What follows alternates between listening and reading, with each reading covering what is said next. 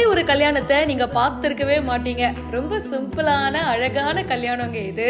So register marriage தான் பண்ணிக்க போறாங்க. பொண்ணு ரெடி ஆனதும் மாப்பிள்ள பொண்ணை பார்க்க வராரு. பார்த்ததும் அப்படியே மெய் மறந்து போயிடுறாரு. ரொம்ப அழகா இருக்கமா அப்படின்னு சொல்லிட்டு அப்படியே சந்தோஷத்துல கட்டி பிடிக்கிறாரு.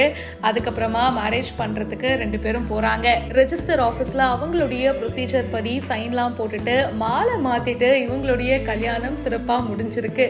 வெளியில வந்ததும் பொண்ணுக்கும் மாப்பிள்ளைக்கும் ரொம்ப எமோஷனல் ஆயிடுச்சு, அழ ஆரம்பிச்சிட்டாங்க.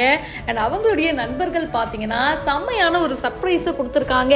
கல்யாணம் சிம்பிளா நடக்கலாம், ஆனா வரவேற்பு பலமா இருக்கணும் அப்படின்னு சொல்லிட்டு ரெஜிஸ்டர் ஆஃபீஸ்ல இருந்து அவங்க அப்படியே வெளியில வரும்போது கேக் வெட்டி சிறப்பா செலிப்ரேட் பண்றாங்க.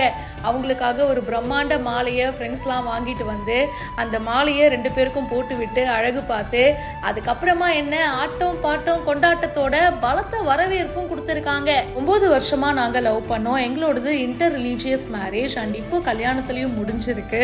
அண்ட் நாங்க நினைச்ச மாதிரியே கல்யாணம் பண்ணியிருக்கோம்.